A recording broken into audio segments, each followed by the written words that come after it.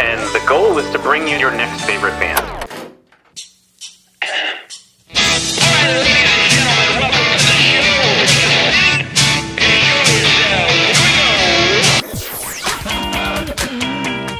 Sweet, that intro is my new favorite band. That's phenomenal. I'm so excited to be on. Yeah. I heard a rumor that you might be able to play that song live today. You heard correctly. Yes. So, good enough for rapping. I don't know when I rock out here on your next favorite band show. and listen, it's going to be everybody's favorite band. Phil, you weren't supposed to make me get all... God almighty, But this Phil. is why we do it. Like, seriously. I gotta gather myself. All right, go ahead. Okay. Welcome to your next favorite band. That's both the show title and our promise to you. We here at Stereophilia Studio are tireless in our pursuit of finding incredible, genre-defiant artists who are either a hot up-and-coming band or a group that has been delivering for years but have flown under the radar. Tonight, we have collar-grabbing indie rock that will write the soundtrack to the movie of your life. From Portland, Maine, Weekend Friends. Each month, we will bring you live streams, audio podcasts, and perhaps even a live concert where you can listen to the stories and hear the music of artists personally curated by us based on what we feel will be worthy of your time. Be sure to subscribe and tune in to each episode because the possibilities are endless and you never know who will be your next favorite band. Hello, everybody. Welcome to the show. I am your host, Philip Reese, and you are listening to your next favorite band. It's certainly one of mine tonight. Like, I'm super pumped for this. It's somebody who I've enjoyed the music of for years and now have the pleasure of bringing on the show. They have brand new music out, and it's their best yet so far. So I can't wait to dive into the full story, the full inspirations, the full backstories, everything. But we have from Portland, Maine, Weekend Friends. And I need to make sure I pronounce that right. One of my least favorite kind of sleepwalky questions people ask when I listen to other podcasts is, where does the band name come from? But the only reason why I'm going to spend any time here on the band name at all is to make sure you spell it right. It's Weekend Friends, not Weekend Friends. As in there was a bond of friendship and it has been weakened. I'm not going to ask why that became the band name, but I do have a little nugget here to talk about regarding that with with our guests tonight, Sonia and Annie. So yeah, make sure you go after that properly spelled so you find them, and then also it's too many letters for social media, so we'll make sure you can link to their socials in the links to the show notes. But yeah, Weekend Friends is one of the real powerhouse, just alt-rock bands out there and an amazing live performers. So if you get the chance to see them, and again, don't take my word for it now, enjoy the entire interview, and then we'll definitely get it. You're going to make it your next favorite band for sure. Couple of just kind of updates. Had the No Planet B Jamboree at the end of April. That was a tremendously... I was so proud of it, how it all came together, and how it just was like so many people, the community coming together, food vendors agreeing to use, compostable plates and forks and knives, a composting company coming in, all these different things that allowed us to achieve a 2-leaf certification from Musicians for Sustainability. The mayor spoke. There was 12 organizations, both nonprofits and for-profits, and also governmental entities. And then obviously a killer lineup of music, Nervous Nikki and the Chill Pills, the Hot Mamas, Dustin Douglas and the Electric Gentlemen, just ripped the stage, and it was so cool. We'll have some highlights coming out, but I just kind of wanted to thank everybody for their support through that entire endeavor. And then if you can continue to kind of learn about those organizations and find ways to be a little bit more sustainable and renewable, that would be just a win for the event.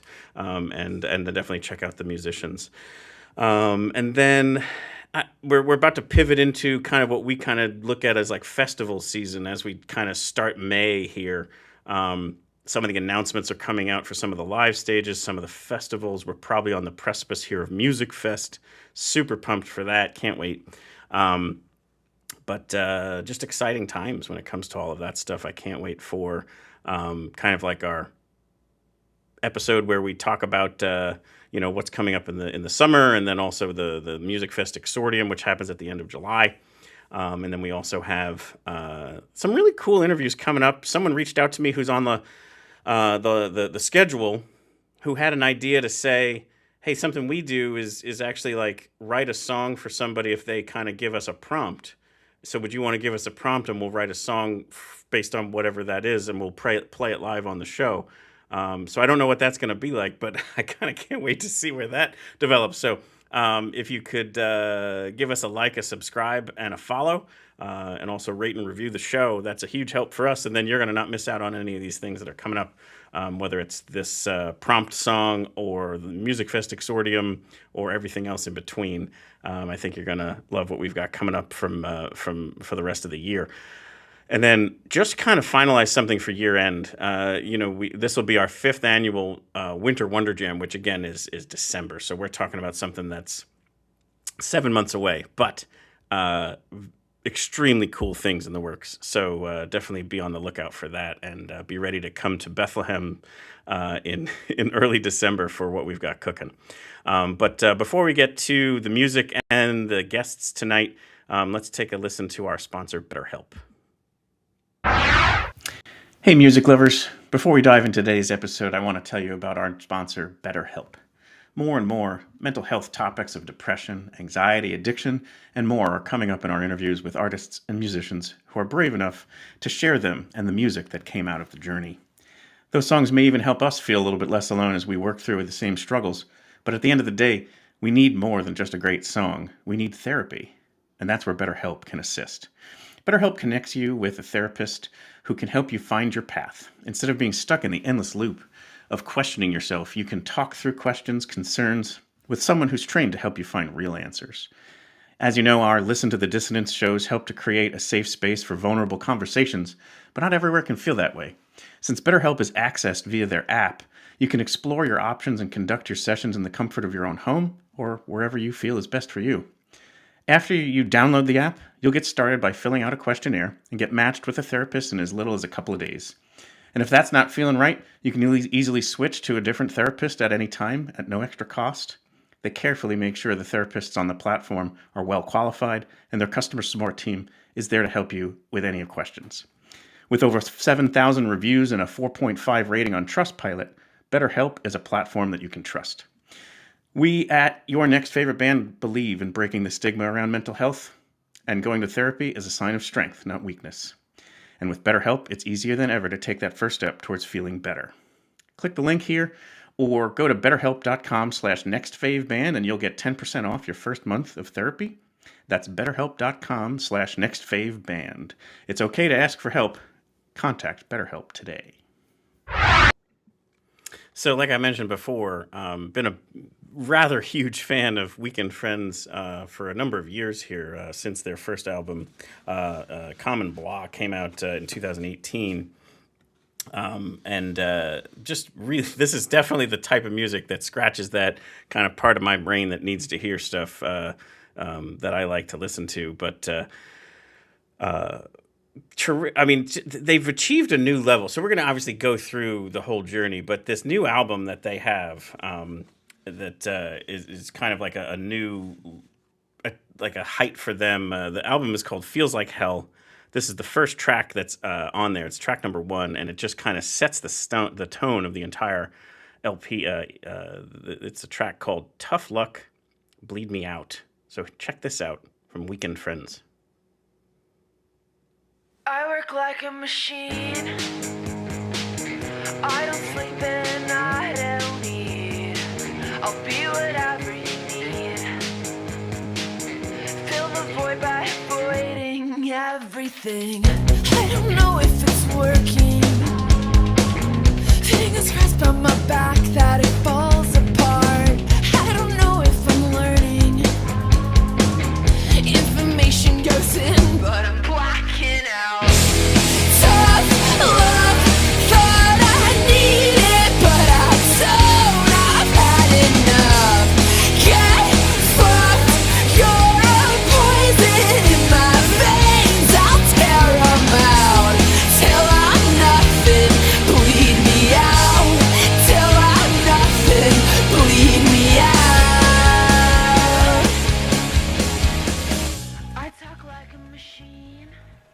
The story of Weekend Friends unfolds a bit like Fleetwood Mac's, minus the cocaine plus a dose of multivitamins. Just over a decade ago, vocalist Sonia Sturino invited bassist Annie Hoffman to start a new band. At the time, Annie was dating drummer Adam Hand. In a way that couldn't be helped, Annie and Sonia fell in love. And after the original drummer left, Adam, who had been out of the picture until then, stepped in. Crucially, he joined not out of jealousy, but out of a love and support for Annie's journey and relationship. That gesture of solidarity turned what could have been a fraught situation into one rooted in mutual care, and eventually into music that reached and moved countless others.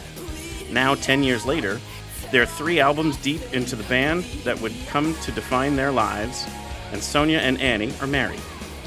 Grounded in love, Weekend Friends make music to the soundtrack, the movie of your life. Whether screaming along in the car with friends, serenading your cat, falling in love, getting married, or starting a band. We'll bring it back up, and then we'll bring them on the show.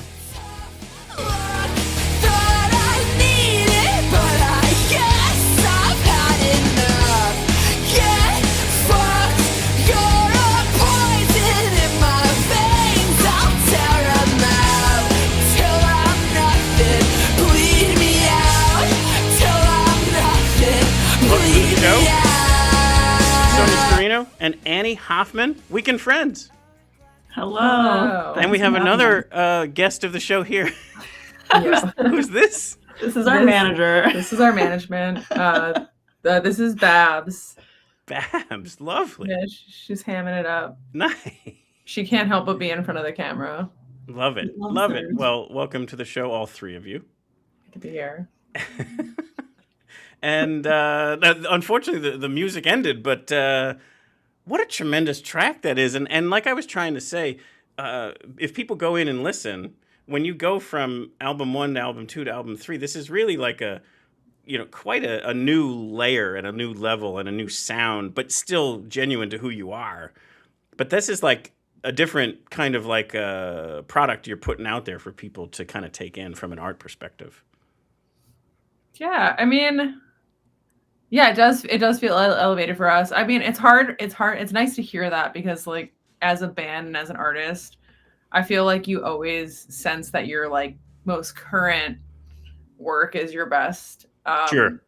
And we definitely felt that way making this record, but upon releasing it and like touring it, it's definitely been apparent to us that this is the best work we've done, and people are connecting with it, and like so many new people are finding our band through Feels Like Hell. So yeah. I think what I would add is, and I've heard you say this, so hopefully we're okay putting this out there, is you acknowledge that maybe like that first album was so raw and so awesome that the second album didn't quite achieve what that one did, but this one now surpasses both of them.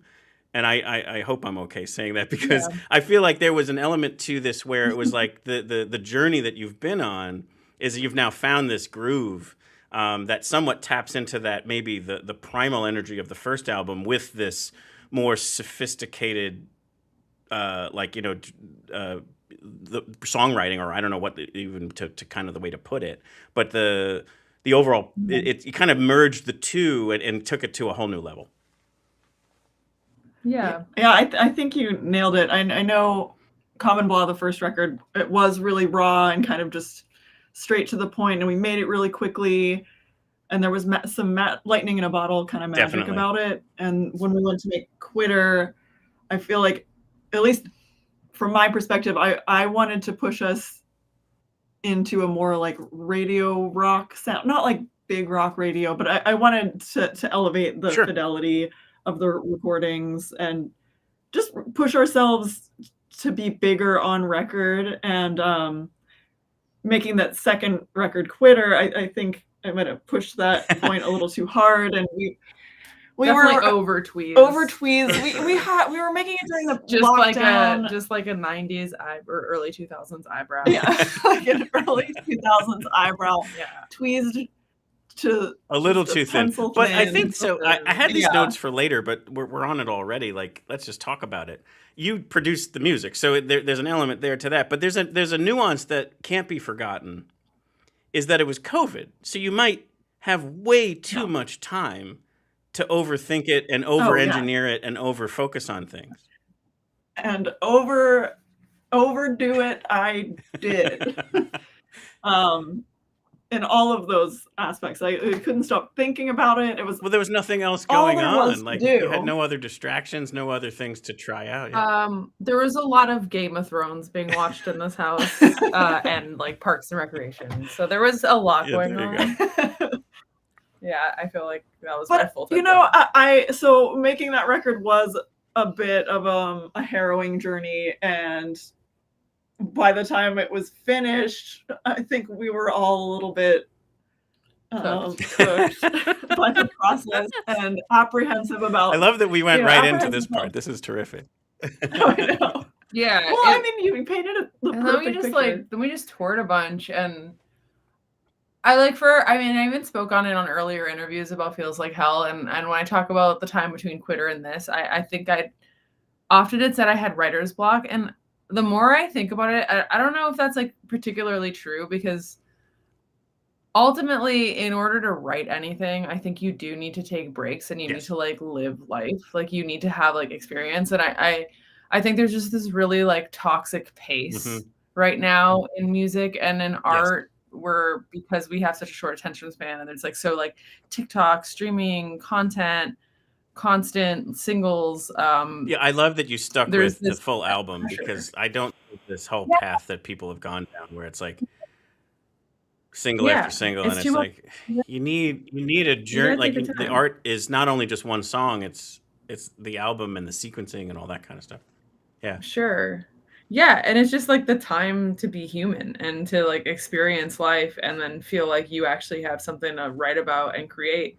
I think that's part of the writing process, and I've tried to be less hard on myself and give myself the time to do that more, and just like let myself be inspired, and then realize like the record writing actually came together really fast after that. Like we put together Feels Like Hell and wrote those songs in a pretty short period of time, even though there was like a 4-year gap between Quitter and Feels I Like think Hell. there's, But I think it's 'cause to we your got to live. point, even though you might not be writing, and I mean that as in like the Mhm. artist letting the art out, it's still the creative Yeah. is happening. So then once it was Yeah. allowed to come out, okay, it was like, all right, I got 8 or 9 of these in here. Like it's just been brewing for Yeah. a while. Exactly. Yeah, you kind of bank that. I think there was like I think Jeff Tweedy from Wilco in his book had written like something about like it's your job as like an artist to stay inspired. Like that's part of the job. And so I've always like kind of had that as a little bit of a mantra, is just, you know, you seek inspiration from the world around you and things. Like I even think of just like some of my favorite comedians. Yep. It's like, you know, you're writing new material. That new material is based off observation or like what you're experiencing in life, and you actually have to just have life lived in order to find that material. And I think music, or at least good music, and art is very similar. It's just, you know, observing and yeah. So I think it's great to hear that people think this is our best record yet. We agree, and I mean, there's just so much more life lived between when we started and now. So I think it makes sense. And we learned a lot from the records Totally. we put out. Like Yeah. to your earlier point, What to do, what not to do. where to keep the raw elements and where to go to for the more refined, and also, and just keeping inspired and keeping the creative flow while in the studio space or in the writing space. If something's not feeling good, there's no point in belaboring it beyond comfort. You might as well just move to something else that you're feeling and vibe on that. I was gonna say there's definitely Sorry, cat cat action going on. Certainly is. She is behind our like console swatting or something. This is So, awesome. Oh my god. Yeah. She, So, I always love asking this question, because when there is she knows. a couple that are performing together, there's this very powerful element of the ability on stage to communicate non-verbally that I think like without like other people don't necessarily always have that same kind of like kind of sonic link. I just always like to ask about that. Like, how is that harnessed by the two of you in a way that's very powerful? What immediately comes to mind is Sonia hates when I go behind her on stage. Yeah, I don't like you back there. I don't like you back there. And No. there's many times where you'll like go into the crowd, and I have ample No, time just stay on your side. to trot over I there think and then in trot my back. mind, there should be a visible line. Everybody has their area, and then when you connect, that's where you like can in like together. You have can to triangulate. in order to be on my side, you have to engage me, and I have to know you're there. You're out in the No, crowd. that's exactly that's and so the focal point on my side is that I'm out in the crowd, and that's when you're supposed to just be on your side doing your thing. Okay, but anyway, Not up every behind me where single I time- can't see you, and then I'm gonna step back into you and get like destroyed because you are strong and bigger than me, and like get like weirdly even more strong when you're playing bass. Like It has never happened. We've almost never died collided, on but that stage. she always shoots me this look, and It makes I me- don't think the audience would catch No, it at no, all. I can but totally it's understand funny. that, yeah. It's funny from the outside, but like on stage, it puts me in like a fit of rage. Like, I love you so much at everything you Except do, and I that. think you're great. But You it have just to gets me honor the so invisible mad. line that's on the I the guess stage so. plot. There's a line. There's They a don't want line. to stand in the same place the whole time. It's audience. You food don't. to You're move like around. everywhere. Just don't be behind me. You can be everywhere else, and you are Okay. everywhere else. This is awesome. Just don't get up in my This is business. But anyway. um, that's what immediately comes to mind. Honestly, unless something's going wrong, there's not really too much we need to communicate to each other, just because we're not one of those bands that changes the set Sure. every night, or Yeah, like we're pretty lost. we don't like suddenly call out a song that we haven't played in a while. Usually if we're on a tour, we'll have curated the set Yeah. ahead of time Yeah. and like planned out all the transitions and stuff like that. So unless something's going off the rails. Well, that's I guess what I mean too. Is like there's always this moment of like you can look at somebody and communicate like a holy shit moment in just a glance. Like Yeah. I broke a Or a string. literal or- I have to shit Yeah. moment. or that could be too. One time, yeah, there was I'm gonna say whatever. There was one time on stage where we had to end our set a song early because somebody had to communicate that they needed to go to the bathroom right now. And I was like, all right, everyone, that's it. Have a good night. You know, that's the only rare. time that's ever happened. And the weirdest thing It's rare. was we had to clear off the stuff off stage because we were opening for someone else. And then we got off stage and I didn't even have to go to the No, bathroom. it's the BM mystery of touring is like everyone knows, like you really have to do that right before you perform your set, and then like if you get on stage, it just like the effects it goes away. the effects forever. of adrenaline Totally. on Yep. the digestive system is a roller coaster ride of actual shit. It is So I was not unbelievable. planning on these different notes, but I'm glad we've gotten No, there. I'm happy This is- you asked us on your And podcast. on the topic of communication on stage or lack thereof, I noticed Musikfest in Yeah, your intro. It's behind me here. These are all. We Yeah. played. That's yeah. where I saw you the first yeah. time. Was I, Oh, you yeah. did? Okay. Wait, did you see You saw- Annie explode her You ankle? saw my I did ankle not see that. explode. You okay? Go back and watch that set. I can't remember the time. Wait, was this in 2019? That would have been the only one, yeah. Yeah, so like I think like 4 songs in, Annie like straight up like It's more than broke her that. ankle. Yeah, Holy I shit. severely sprained my And ankle. speaking of on stage. communication, I I didn't even know what fell. happened. I fell, and Was it Sonia didn't because you even were behind notice her? 'cause I'm just kidding. Yeah. Yeah. I was bouncing behind Sonia, bouncing all around. And my There's a video. there's gnarly. video. It's her nasty. ankle goes on like a pure like 90-degree Ow. angle. It's so gross, and I fell. I immediately fell because it was like an explosion. Yeah, it's quite crazy. And I jumped right back up, and it was one of those things where adrenaline has gotten me through so much. Like, it was messed flu, up. I've played with food poisoning. I've played with all sorts of aches and pains. No, this was bad. But that moment when I stood back up, I was like, oh no, something's very wrong. Yeah. And Sonia didn't even notice that I had fallen. Nope. Nope. Not interested. Anyway. They had to bring me out of school. I can't believe you didn't notice. Well, you know, it's a busy week. Yeah, there's a lot going on. I got a blooming onion that night. Yeah. That's my story. There you go. We got to get you back, though. I mean, we got to get you back to Musikfest. Sure. Yeah, I need There you go. redemption. Yeah, you need to finish a set with dual ankles. But I wanted to touch on this. I think it's interesting that for people, I mean, it's probably a tired narrative for you all, but I think it's an interesting dialogue around that.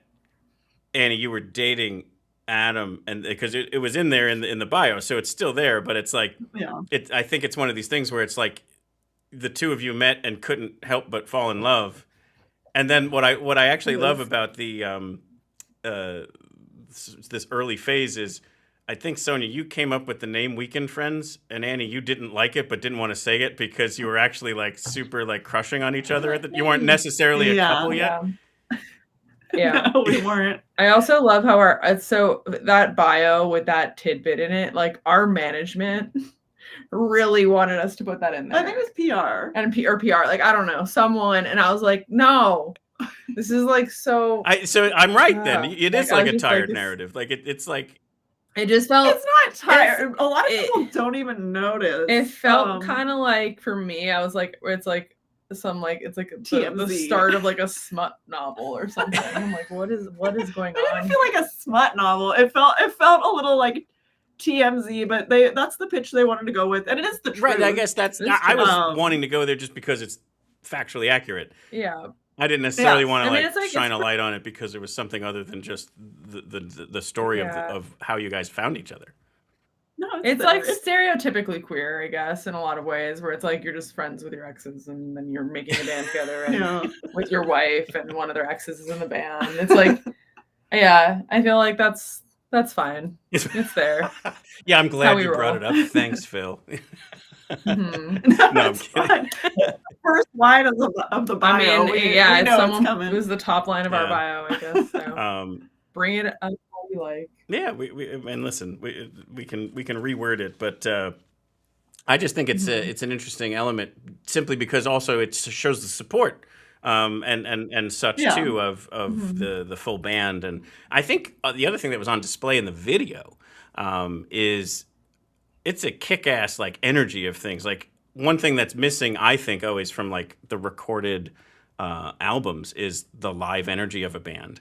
And so I think in a video you're able to see it there, like the sheer, you know, the vocals, the performance of the instruments, the band, the drummer, like everything is just on display there. I just think that's really cool when you can put that into the video to kind of say, hey, we also kick ass over here too. Yeah, we like to move around, hop around, literally until our ankles break. Yes. But one thing we always like to do, and I would love to take a moment here, is to kind of like go back to where like music really kind of takes hold as you were, kids or what have you. But Sonia, if you don't mind, we'll start with you. You grew up in the Toronto area, like around in Canada. Yeah. And was introduced to music by your father, I guess, who played the guitar. Yeah, sure did. Yeah, I grew up just at an outskirt of Toronto, and my dad played guitar, but just in general, both my parents were very like musically aware and fans of music. So it was always like a central thing, like on car rides or just in general. And I love just car rides with my dad on a Sunday, like, driving to the park or, wherever, soccer practice.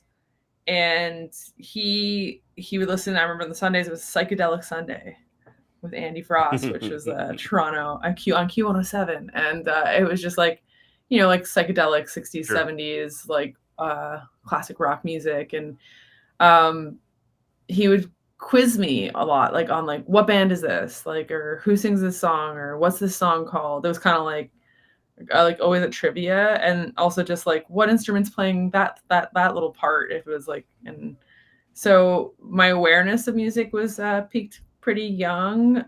No one was like, my dad wasn't performing anymore when I was around. That was something he did when he was like younger.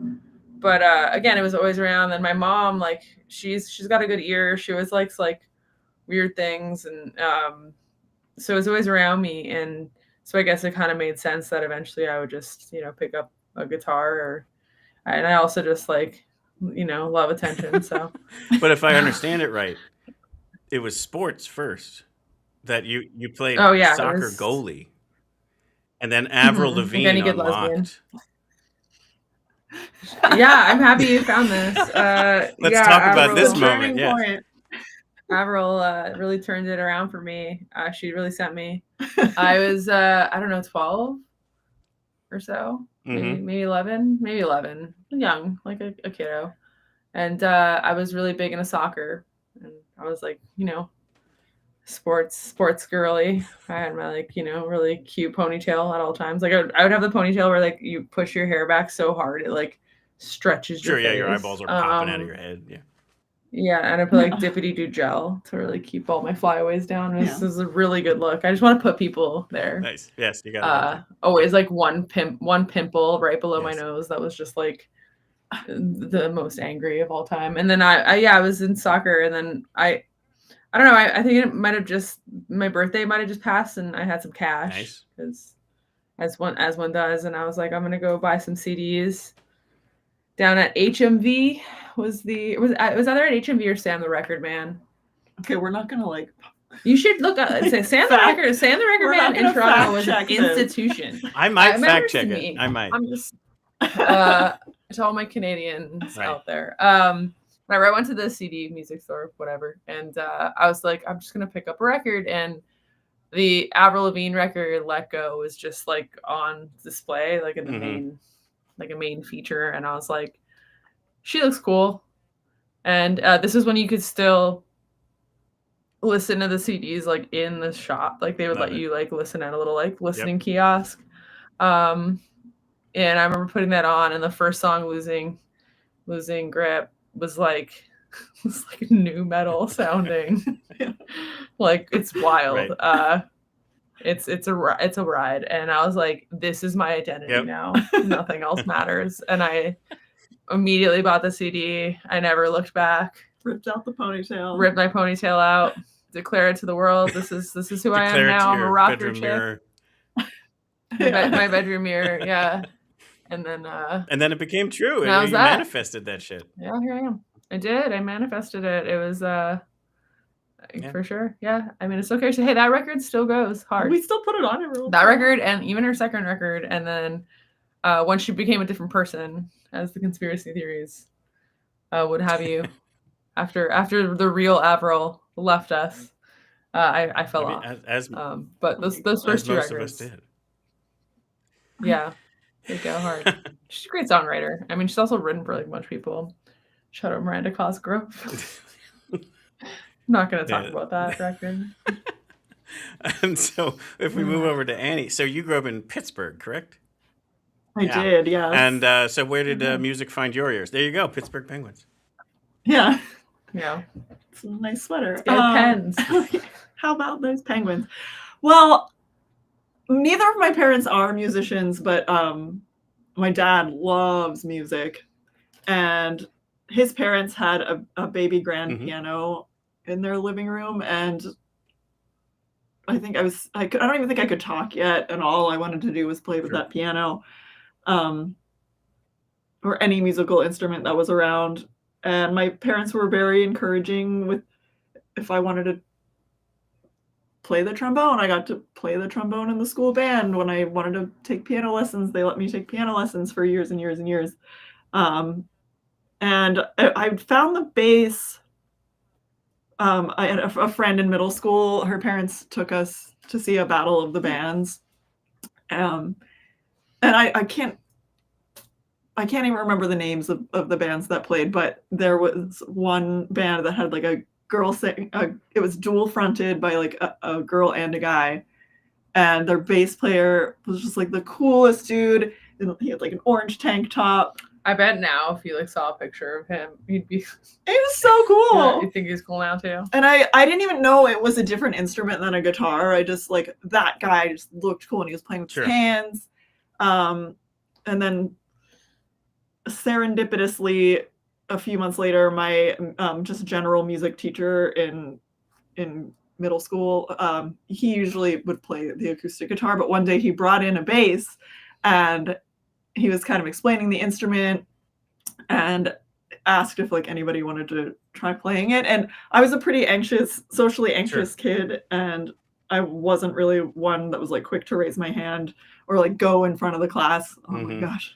But like even now thinking about it like makes me nervous. Bass brought it out of but you. I like immediately raised my hand and went up, and I was sitting and playing the bass, and like I could hear the kids like laughing and kind of like they were so misbehaved in that class. He was and from such, the minute you such a pushover slapped teacher. that thing for the first time. Oh my god! I like the whole world disappeared. It was just me in the That's so space, cool. and I went home and I was like, "Mom, I like really want to play this," and they let me sign up for lessons.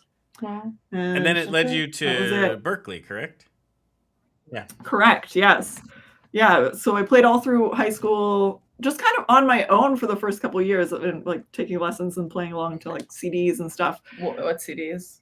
I basically learned how to play the instrument by my instructor, and I would transcribe like Red Hot Chili Peppers bass lines. So I learned how to like notate and like read the notation and learn how to like listen and I mean, might as well out, like where learn it's being how played. Flea does it. I mean, Yeah, and honestly, I learned some really cool stuff straight out the gate. So I was the little like 13-year-old in Guitar Center that people were like, get a load of that. Like, what? That's fantastic. And I think my sophomore year in high school, maybe I walked into the band room and I played trombone in the band, but my friend Brian was playing a bass, and I was like, oh, hey, I play that too. Can I play your bass?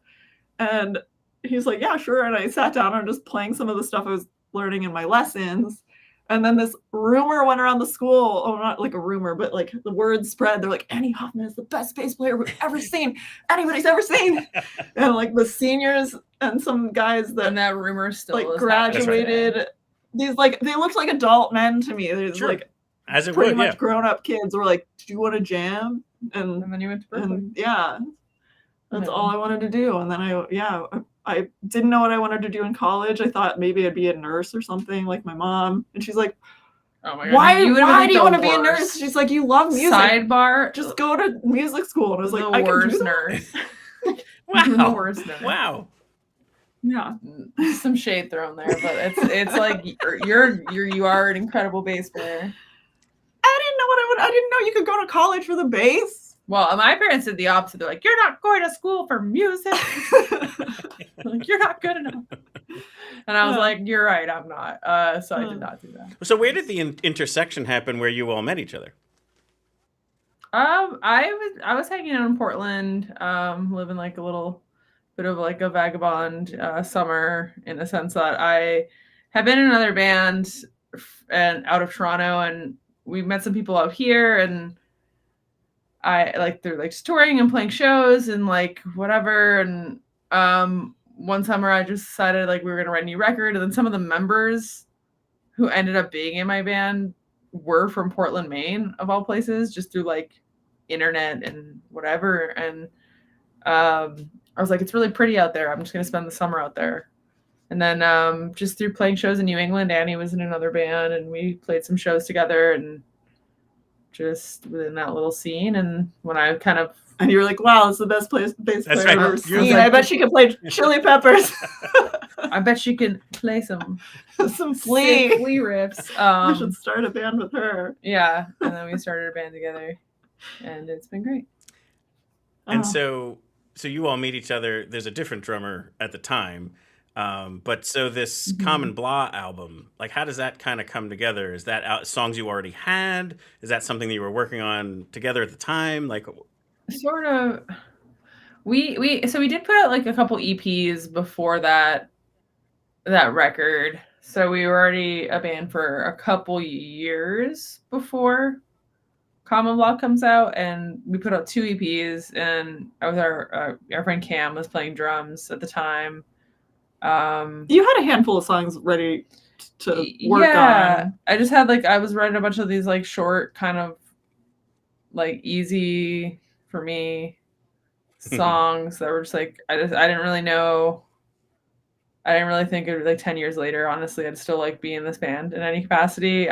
Like my other project was kind of the project I was like pursuing seriously, but this kind of felt like effortless and fun. And my friend Chris and I had been talking, and he's in, touring band for most of his life, and he's a great producer and engineer. And I kind of was in a rut in that band that I was in, and there were a lot of interpersonal problems happening. And he was kind of just like, just try to get back to a point where you're having fun with it, and just like make music that's like fun for you to make. Like try to remember why it was really fun. And I think this project kind of like so simple, but that resonated with me, and took that to heart. And I just started like writing songs that kind of just were fun and were interesting in a different way. And then 10 years later, can we talk about? Are we still having fun?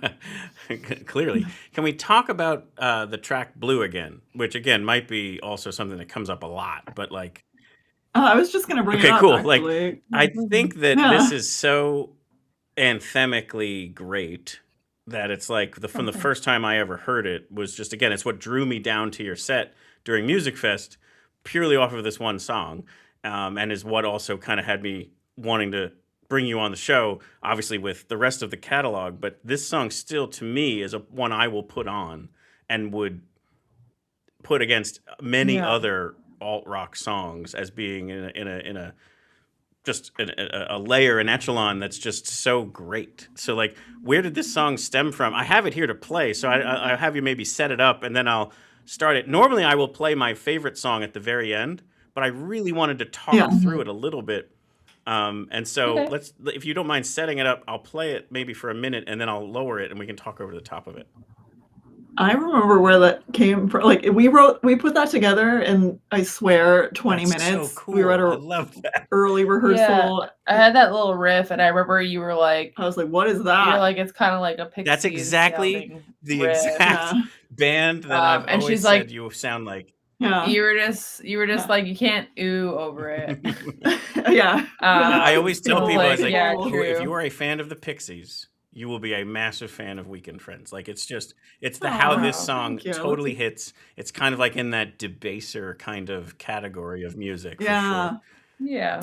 I think the first, when we did like a little phone recording of it. Once we kind of put the bits and pieces together. It was titled like it was called the Pixies one or something like I that. love that. I love that it's right on brand with what I was going for. So let me play it a little bit. And then, like I said, I'll bring it down and we can talk over the top of it. So here is Blue Again by Weekend Friends.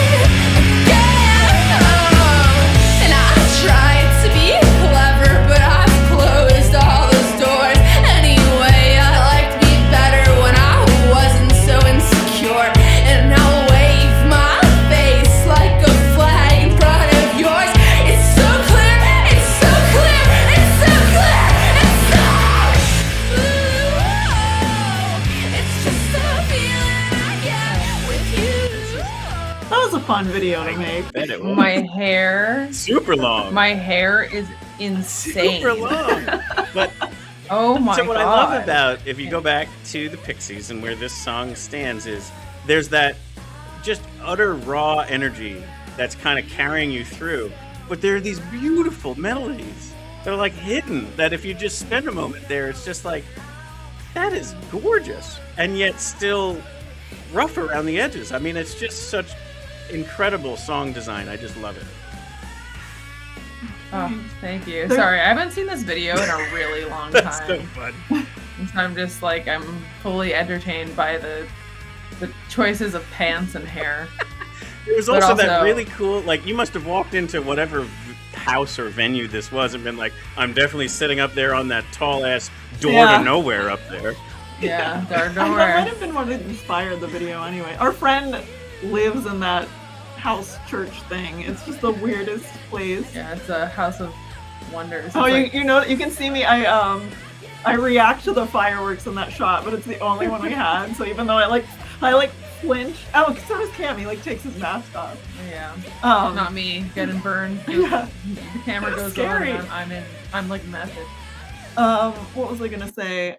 Yeah, your knack for melody is just out of this world. There's and I feel like some people don't realize it because we cover it up with a lot of like big guitars and stuff. So there's a lot of other things to focus on, like big drums, big guitars. But there's somebody that follows us online, and every once in a while they cover one of our songs, but in like a stripped down kind of jazzy way. Like they've done Awkward, and it's always so lovely to hear a completely different take, but the melody does really it really says a lot about the melody. Yeah. Like a hook. Yeah, it's a total hook. But it's almost like, again, like you have to, as a listener, you have to earn it. Like you have to be able to be willing to listen through this other stuff that isn't conventionally nice to listen to. Like I would play this song. There's other stuff, my insufferable voice. It's also I have a hard time listening to the recording of Blue Again, actually, where you put it on and it's we play it live in every set, and I think now that we've kind of how we've evolved it live, it's a little slower, and my vocal delivery is just different for it. Yeah, you got the scream down these days. Yeah, I can in like a bigger way. I guess more life lived, a lot more to scream about these days. Yeah. But yeah, that feels fast. That feels crazy. Just as crazy as the hair. It's wild. It's so funny. Well, again, it's definitely one of my favorite songs of all time. So thank you for that. Thanks. And then if we just keep progressing forward, so like obviously you release that album, it gets met with very nice, like, reception. You're touring, you're either doing your own tour or opening for other people. And then you start coming out with, well, actually, so this is my other, so if you heard me off the top, I was saying like one of my least favorite questions when I'm listening to an interview is like, oh, where'd the band name come from? My second least favorite question is, what'd you do during COVID? But I did want to ask this one question because you were at the end of a tour and completely on the West Coast. So I don't really want to know what did you do during COVID, but obviously tour gets shut down and you have to drive all the way across the country. So I just wanted to ask, how was that drive home? It was weird. I mean, we drove from Lincoln, Nebraska. I don't think we really could fathom the scale of what was happening. Sure, of course not. Like, for example, we drove, this tour was canceled because of this pandemic, and then we drove from Nebraska and stopped at Annie's parents' house in Pittsburgh, and we're just having dinner, hanging out, met up with your friend to go for a walk. We're like, oh, let's stay outside and go for a walk. It's fine. We were just kind of oblivious, and then we didn't know it was airborne yet. That was just don't put your hands in your mouth. And it was really just I was don't lick doorknobs. It'll be fine in a month, whatever. That was very much the sentiment at the time, absolutely.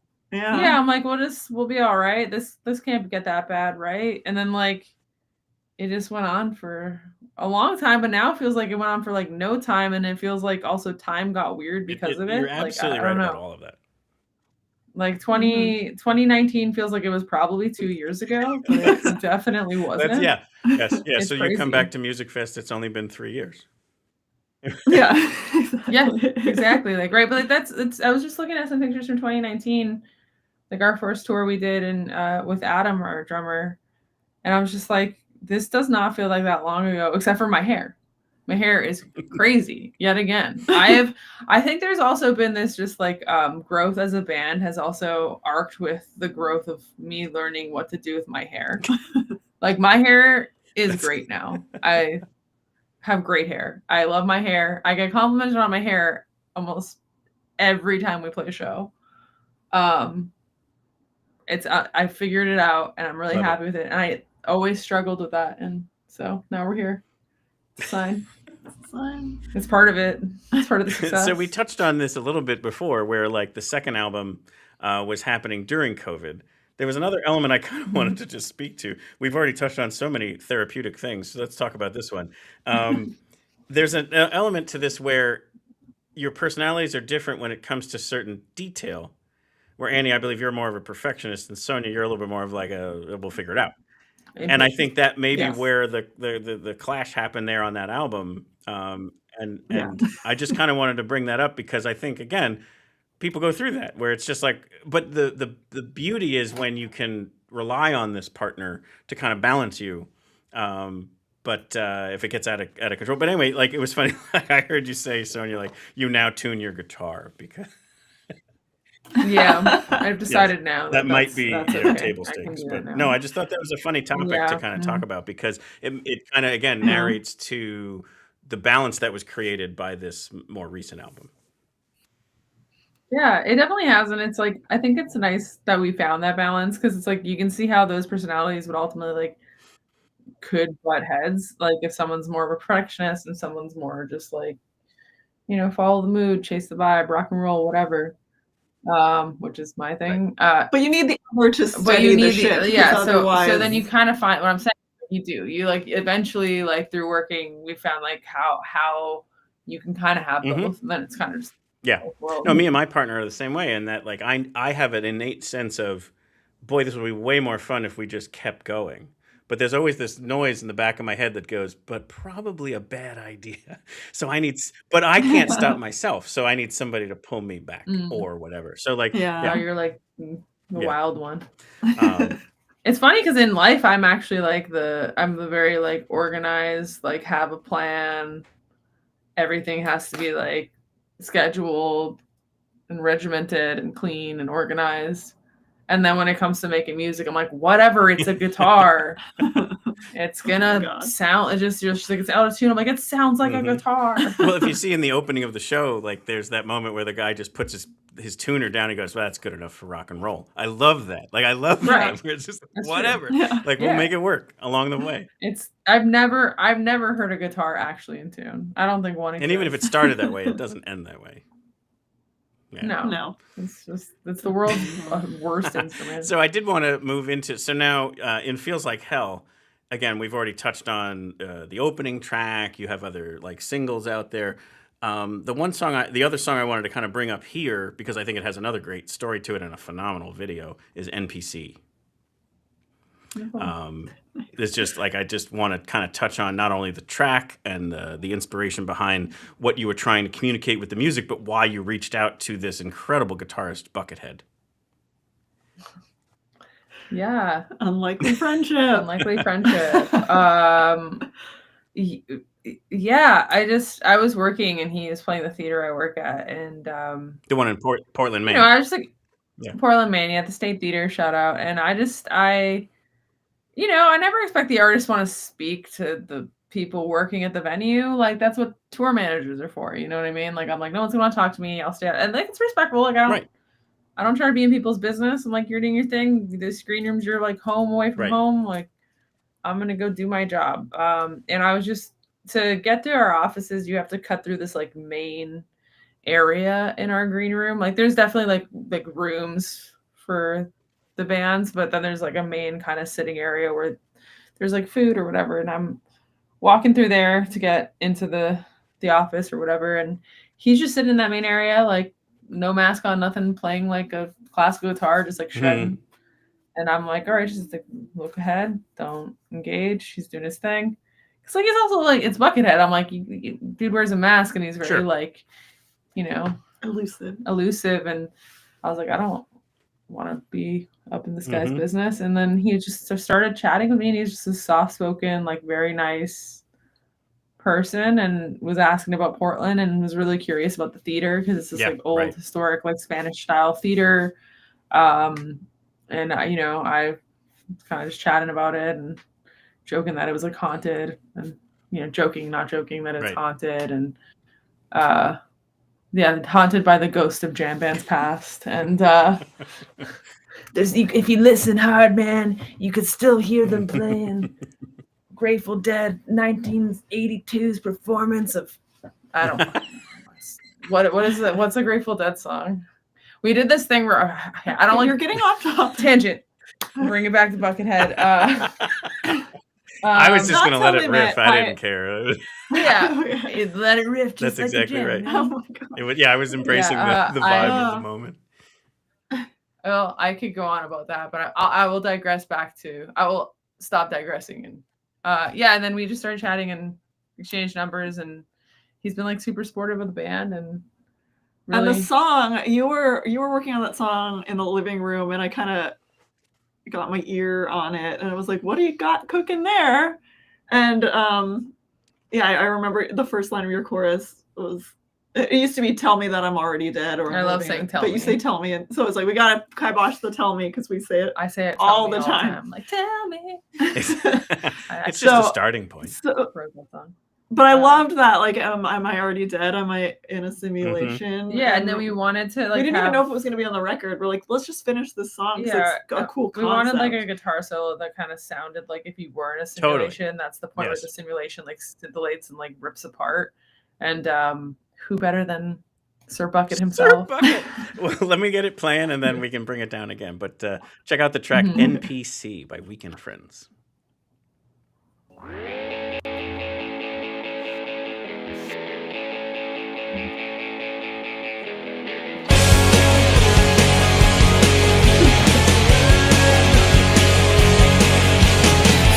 Dog tired first thing in the morning. Why is everything I see so annoying? Every time I open up my eyes, I'm in a constant state of overwhelmed and bored. I can't relate, I just ignore that sneaking sense. I'm really somewhere else.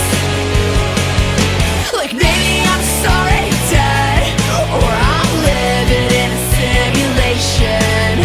But honestly it makes me depressed that this was the best thing someone could invent.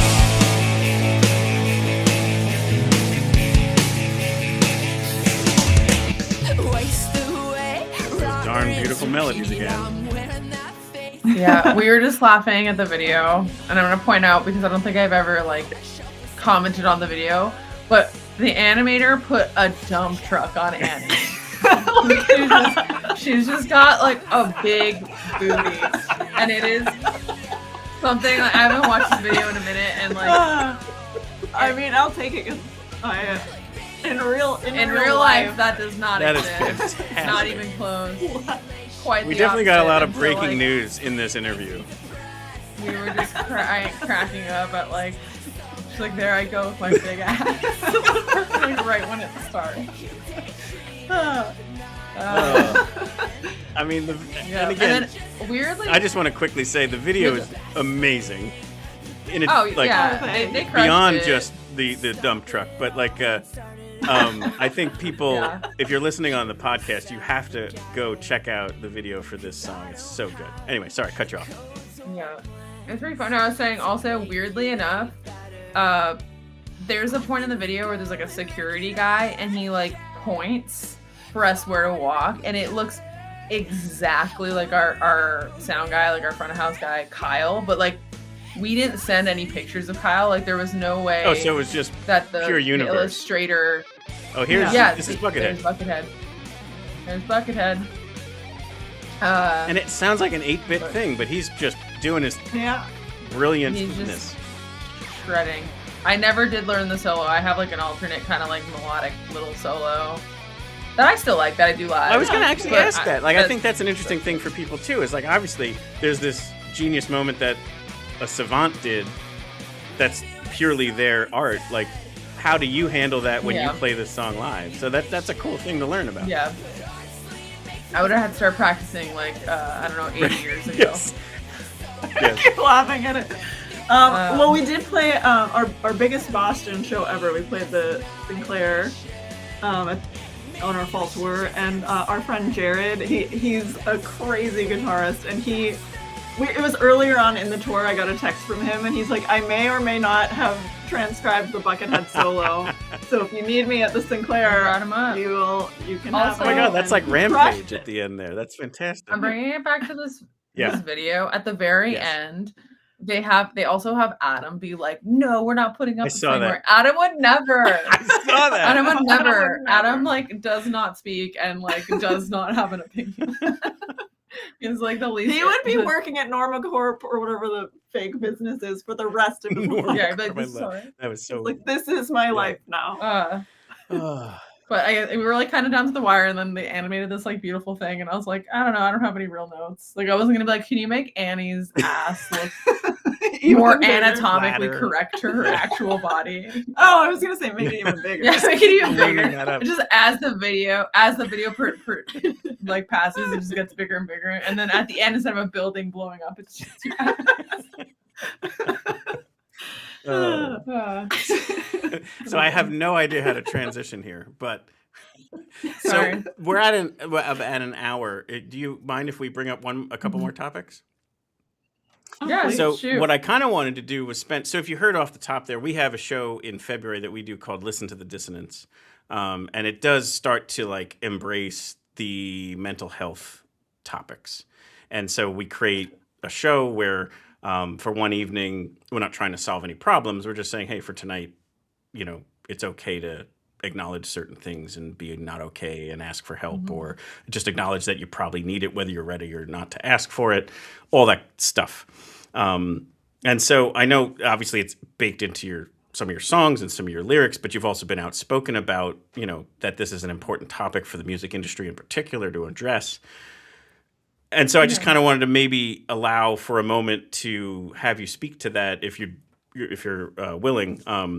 Just depression and anxiety. I know some other topics that came up, like body dysmorphia and stuff like that. Like, I just think this is important for people to hear, because there's an element of, I don't feel as alone when you can kind of connect with somebody else who writes music that now you can listen to in a moment of difficulty.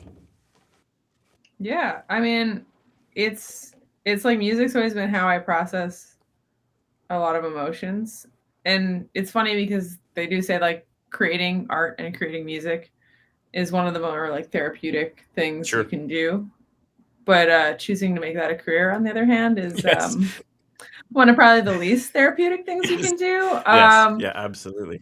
And it could be a grind. It's, you spend weeks on end with other grown adults in a tiny moving vehicle and driving hours a day, sleeping not in your own home. It's kind of just this like, in a way, scheduled chaos. Like it obviously you follow a schedule every day and it's the same, but there's like a chaotic element to it in a lot of ways as well. And it could be hard, and for to be out there and doing that, and then also just like you think of the like complete like spike in energy and all the happy chemicals pouring into your brain when you're on stage, and that chasing that and always like wanting to like get more of that. It could be motivating, but it could also become detrimental in times when like you're not getting work and you're not on tour, and then you're like, what is my self-worth if I'm not out there doing this thing and I'm not working and not getting that energy? So there's a lot of ups and downs. There's a lot of just obviously like hard things about it, but at the same time, I wouldn't be able to like, I don't think be here if it wasn't for that, because I get to also just meet so many amazing people and connect with other human beings in a world that feels more and more disconnected. And so I've certainly done the work myself. Like I believe therapy is amazing, just really locking in and addressing what's going on and honing in and being like, yeah, I don't feel so good. How do I feel better? Like, what can I do to be better? Yeah. What can I do to like feel better? I heard you. And I think part of that is just I heard you talk about that, where you were acknowledging at some point in your life where you were necessarily surrounded by people who weren't making it easy for you, and so you were in a realm where it was a little bit easier to point to other people. But I think what you acknowledged at some point, and again, this is more your words than I'm not trying to make it anything other than just what I heard you say, was at some point you realized it was still on you, regardless of whatever the external stimulus was. It was like you still had to figure it out for yourself in order to get yourself on the right track. Yeah, for better or for worse, we're stuck inside of these meat bags. So that's all we get, and we're That's a wonderful way to put it. Yeah, we're like, and so you do at some point need to look internally. But I think I've been fortunate enough that in the last years of my life, or last 10 years of my life, like I've been able to operate at a point where I can have peace in my life, and I don't feel judged, and I don't feel pressure to like be a certain way or act a certain way. And I think in this, and I think a lot of that's like, Annie having you as a partner, and because a partner in a way that like you're just very supportive and you're not judgmental, and you've given me the space to like grow and been there for me through that. And that's something that I'm always I feel very lucky to have. I'm very grateful to have. And I've been able to just take that time and that peace and find that like that home and grow. And I definitely feel better now than I ever have as a person. But there was definitely a lot of dark times. Sure. And it took a lot of work and kind of a journey to get here. And I think there's always just growth that can keep happening. But I truly just try to be, I know it sounds like the tacky, like be grateful. No, I understand. But I just try to be grateful. And I think the gratitude is having those people in your life who are there to like not make you feel like such a fucking freak. Sorry, I don't know if when you're going through stuff, because the hardest thing is, feeling judged or feeling like you can't talk to someone, or you feel like you're in an environment where you can't grow. Like, you'll always be viewed as like whatever your hardest time is. Right. And I just always try to be open about that. And I think you can cultivate a little bit of that peaceful home base and family and community with music. And that's why I think people come to shows and they go see bands and see live music, there is this sense of like synergy and togetherness that I think lets us all just kind of process that and have a nice time and have fun with it and feel like you can find that peace. Like finding just the thing that makes you feel peace in life, I think can always grow you to be happier and feel better. Yeah, I mean, like you said, one of the most beautiful things you said there was just having the feeling of that you're home. Like that's a big deal. And then finding peace and gratitude, it's like those are amazing things. And so is there a song that you would point to that kind of really embraces some of that journey, whether it is the dark times or the hopeful times? Is there something that you would maybe highlight there that you would encourage somebody to maybe go to if they're looking for something? I think like Great Expectations would be the one I would point people to. I mean, it's still pretty sad, and it really draws like, I guess like the thought process there was it's called Great Expectations, and it was because Annie, while we were writing it, she's like kind of bringing up, she's like, oh, it's like as if like Miss Havisham from Great Expectations had their own like spin-off. And the idea of like somebody letting their darkest moments and their hardest times define them and keep them stuck in that and never grow and never look for that light and look for that gratitude and look to take a chance. And I think fear is the enemy of creativity, and fear is the enemy of growth, and it's the enemy of love.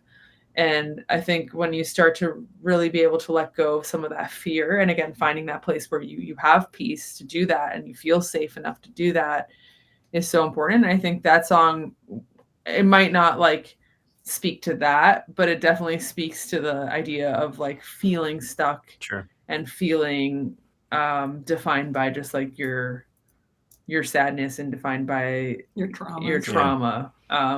And not being able, you're carrying that like an anchor. It's not really like letting you move forward, but like, so maybe that one, even though like I feel like at the end of that song where it kind of gets big and there's this moment where like I kind of just like scream off mic, you do sense this idea of just like that kind of scream for me always feels like letting go of that anchor and letting go of the weight of that trauma and just like being able to transcend past it. And then the song kind of becomes like big and open like and airy. cathartic.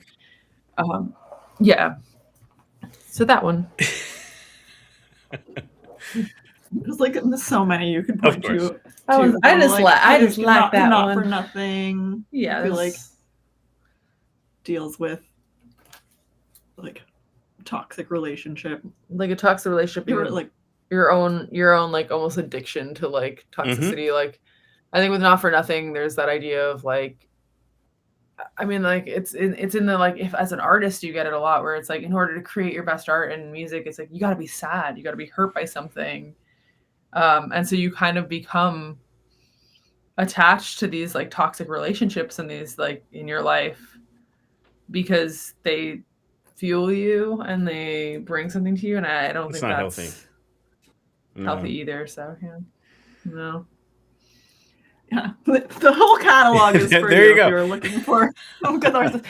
It is nice that like we tour so much and we meet so many people, and like almost every show, someone will come up and talk about how they'd been going through a really hard time, and this song or this album like helped them through the dark, and it's really awesome. Like making this music is medicine enough for us, but then to put it out in the world and people apply it to their own lives and stories, and then you can watch them like heal. I just had it's always an awesome grow. I had a really cool conversation with a musician about a month ago where they were like writing the song from a therapeutic perspective because they had to get it out of themselves. But then to what your point was, they've now watched other people who needed to bring that song that they needed to get out of them, that these listeners needed to bring it into themselves for healing. And it was just really like a moment of like just the light bulb went off about how beautiful this whole kind of transition is of like what this thing was that was so painful for me that I needed to write it down, create a melody and get it out in the world so that I didn't have to have it in me anymore. And then these other people had this hole in themselves that this filled for them so they could heal through something. It was just like, wow, that is so cool. It's like magic. It's like really such a cool, beautiful thing. And clearly, again, you all do it as well for a lot of listeners out there. So thank you for spending a moment on that, because it's something that I do think is helpful for people to hear and just connect to different things. And I just really appreciate the vulnerability. Yeah, of course. But let's pivot now to, so obviously 3 albums out there. This one is like the new kind of heights with Feels Like Hell. Where does it go from here? Like obviously there's touring, there's support, there's all this great stuff for here. I don't mean to like move beyond with this moment in time because it's so cool and so special. But like in your... You're fine. Our management's already asking us for the next podcast. You're I right on definitely time. don't want to be like management. I just more want to think like what can people kind of like get ready for like where Weekend Friends comes down the road? Like what's kind of like on the horizon in your eyes? Oh, we got some cool stuff on the horizon. Cool stuff and while you chat, I'm going to bring up your website. Oh, sure. Yeah, we got some cool touring we're going to be announcing very soon, and we have a few shows coming up next week and next month. Sorry, not next week. Wow. Next week. Well, next month is next week. And and I think we're just gonna like take the summer to really work on new material and work on new music. Like always trying to stay creative, write songs. We're already writing some stuff, so that feels good. And just playing shows. We got the website. We got a merch store. Let's go to the merch store. Teamed up with an awesome shop. Yeah, we teamed up with a really cool. What's up, nerds? Stupid rad merch, and they are really great. really cool people making sweet was- merch. He's a really nice guy. So we I got have a that, feeling I'm but going to then be rocking yeah, some of this merch soon. yeah. I mean, like the hat, that just feels like hell. It's just That's too good, exactly right. But yeah, besides working on new music, always trying to stay inspired, but we do have some touring. Oh, there's a koozie. Yeah, I there is a didn't know. koozie in there. You're like, oh my god, Look who at put that there? There's a full-size blanket of just my So, face. so we will link in the show notes snuggie. to the different social media because the spelling is a little truncated, but Yeah, it's weakened, like Yes. someone hurt you. Oh, it's truncated. Yeah, I think Oh, Twitter is shorter. Yeah. yeah, but truncated. I don't. I think most of them we are- also like don't use X or Got it. Twitter. So if you're trying to connect with us, it ain't there. I'll Mostly tell you that much. Instagram? I deleted the app like off my phone. It's like Instagram, TikTok. We'll do Instagram and TikTok, Blue I Sky. look at Facebook. Honestly, more and more, just subscribe to our email list. I'm gonna try to get that going. Just email Yeah, and then you people. can stay on top of the tour announcements, and Tours you and- definitely want to catch a live show. Yeah. Here. That's one thing we've been trying to emphasize. I know. Yeah, we got to get back to the Yeah, Lehigh let's Valley. do this. Yeah. But like I said, I Music always like to Fest. play Music one of my Fest. favorite songs. So my favorite song off the current album is Nosebleed. So if you don't mind, set that up, Cool. and then we'll kind of wrap up the credits, and then I'll play it at the very end. But the video is incredible. That's another reason why I wanted to play. Yeah. Isn't it? It was So the so video is fun. amazing, That and was then the so song much once fun. again genius. So if you don't mind, set up Nosebleed for people. Yeah, so Nosebleed was it's the quintessential breakup tune on the record, I guess. Feels classic Week and Friends. Like it could have been on Common Blah. It could have been I on feel like. Common Blah, yeah. If it almost does feel like it lives in the Common Blah universe. But it was just hearing a friend talking about their ex, and I kind of just felt inspired by that, and I like the little things that happen when you're like so over something but you're really not. That vibe. And yeah, and then we made this like video that kind of had this like idea, you go in beat up and broken down, but you kind of want to come out of it strong. And I think heartbreak can be that way. It can, to get yourself out of rut, get yourself out of heartbreak, the best way to do it is to really just like hit the love gem. I guess. And, fun fact: this song "Nosebleed," we thought this was going to be like the big single on the record, like the leading Right. single, and then in the final hour, "Tough Luck" We, like, came wrote out that. of nowhere, and we're like, "Whoa, where did that Right. come from?" I guess that's going to be the lead single. And Yeah. here we are But featuring the both video of for them. "Nosebleed" is just Yeah. out of control. That video. Oh, Yeah. they did such a good job. It was so fun. It was like we had a real crew and stuff for the first time ever. It was like our first ever like real budget video. Oh, and we're all like sweaty and stuff But in it the was video. It was freezing. freezing, and the sweat. This woman with Spray you. the like makeup Yeah, and special effects would come around and spray and me and, like like spray. I was like covered in like it's what is it? What was it made out of? It's silicone. It's like a water. silicone based water spray, and by the end of the day I was just like coated, and like I had like a fake bleeding nose, but it was freezing, so my nose was actually running, and I couldn't like dab out or blow my nose. And a lot of times you're just waiting for them to like move the camera. Like every little thing that happens, the camera takes like 70 years to get Right. reset up. So you're just kind of sitting there waiting and like freezing. And But oh man, it but looks I so good. had so much fun. I mean, like it was still really fun, but it was very chilly, even though it looks very sweaty. Well, I love that little peek behind the curtain there. That's awesome. There you Cinema, go. The magic of it all. the silver screen. But Sonia and Annie, thank you so much for coming on the show. Thank you for your amazing music, and I can't wait to see you play again soon. Thank you. Oh, thanks. Yeah, thanks for having us. This was fun. Awesome. So there you have Weekend Friends. Like I was saying, been huge fans, and I think you all should be too. And definitely check out all of the great music that they have across the 3 different albums that they have. Give them a follow because you're going to want to check out the live shows once they play nearby. And like I said, stay tuned for the last track, Nosebleed. But first, we'll close things out. All right, Phil, let's say goodbye to everybody.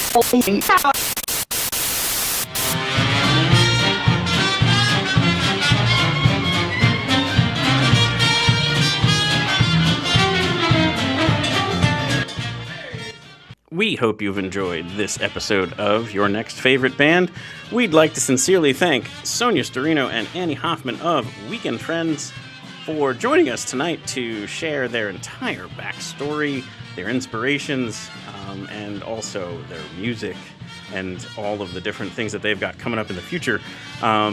Just was so great to hear the various different elements of what makes their music theirs, and again, just incredible melodies just hidden behind all of this raw energy and raw music. So definitely want to check that out. There'll be links in the show notes to the website, the Spotify channels, YouTube channels, and the various socials. Please check them out, give them a follow, and definitely check them out when they play live, like we said.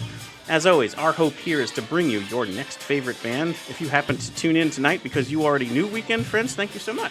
We hope you like what you heard and what you saw, that you want to give us a like and a subscribe and a follow so that we can bring you your next favorite band in a coming week. Or your next favorite band might already be out there. NextFaveBand.com and our YouTube channel, @NextFaveBand, has all of our prior interviews, so your next favorite band might already be out there.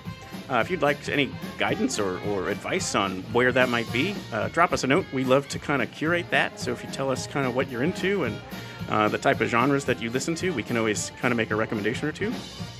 But always good to kind of keep apprised of what we've got going on, and we've got some great stuff coming up for the summer. Hope to see you at a live show soon. And here comes one more track from Weekend Friends. My favorite from the new album, and a wonderful video. Here is Nosebleed by Weekend Friends.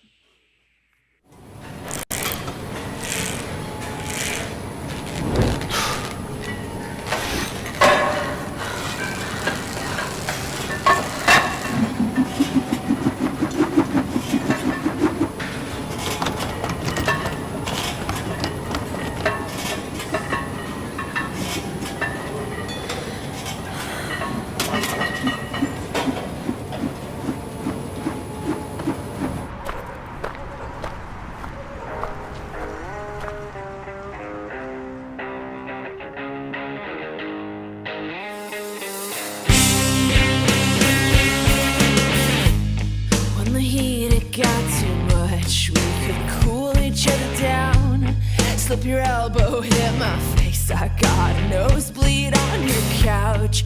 Now I'm staring at that stain, 'cause some things don't wash out, and nobody's to blame. It's just that some things don't work out.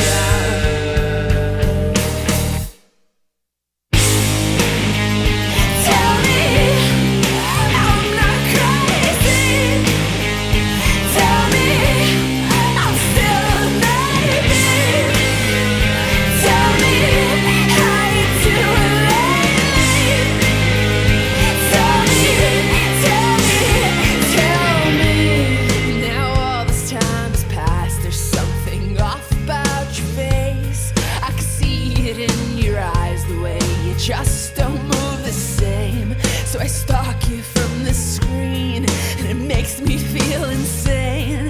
I used to be around, and now you're just these lights and sounds. Can I help you with something? Yeah,